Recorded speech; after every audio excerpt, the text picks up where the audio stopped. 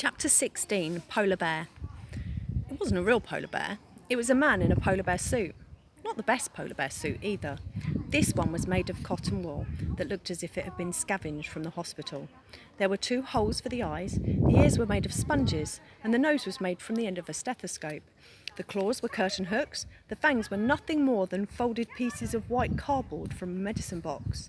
On seeing the polar bear up close, Tom didn't feel so scared anymore. He knew it was just a person in a suit. Then the person inside pulled the hood off. It was the porter.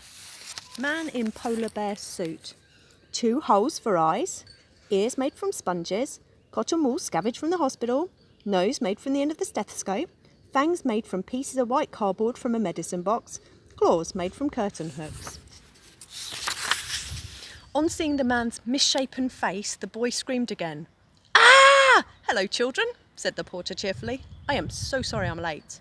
Tom was breathing in and out, far too fast now. "What?" he panted. "Slow down, young man," said the man. "It's only me, the porter." "So it's you behind this?" "Yes, it took me weeks to sculpt the Arctic wasteland from the ice in the freezer room.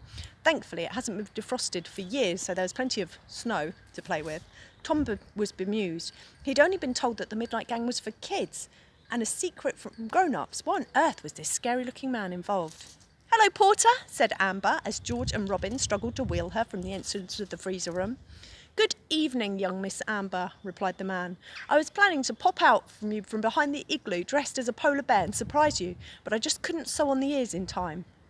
The man offered up the hood. One of the black sponge ears was dangling by a thread. "It's brilliant," exclaimed Amber. "It's your best one ever. I'd hug you if I could." The porter gently patted her head with his cotton wool glove. "That's sweet. Thank you, young lady." The wish to go North Pole took rather a lot of thinking on my part. "I'd never thought when I was admitted to hospital to have my tonsils out that I'd end up meeting a polar bear," remarked George. "It's not a real one, George," said Robin. "Yeah, I realised that," said George, "soon after he took the hood off." "Oh dear," purred Robin. "But Porter, why are you doing all this?" demanded Tom. "Me? Oh well, I suppose I've always liked to help out the Midnight Gang right from the start," replied the man with the glint in his eye. "I've just got to be careful Matron doesn't find out, or I would get fired on the spot." "So why do it?" "Well, I feel it's worth the risk. I believe that if the patients in this hospital are happy, then there is as much better chance of them getting better." "That makes sense," thought Tom, before asking, "But what if they don't?" "Even if patients don't get better, they might feel better, and that's worth something." "It certainly is," agreed Robin. "I am just a lowly porter, the lowest of the low," slurred the man. "You're not the lowest of the low," interrupted Amber. "That's kind," he replied. "There's always the bog cleaner," added George, not entirely helpfully. "Well, I am sure that makes him feel a whole lot better," said Robin. "Bog cleaning is important if smelly work, young sir. I never had the chance to go to university and study to be a doctor. That's what I would have really loved to do with my life. I spent a lot of my young life in hospital, not unlike this one, trying to straighten this, move that," he said, indicating his misshapen face. "None of it worked. I missed out on a proper education.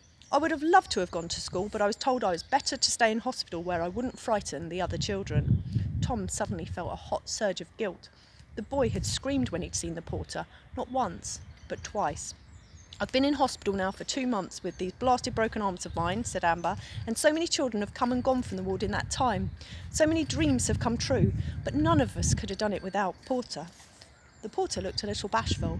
"Why, thank you, Miss Amber. I have to admit there have been some absolute beauties, haven't there?" Tell me," demanded Tom.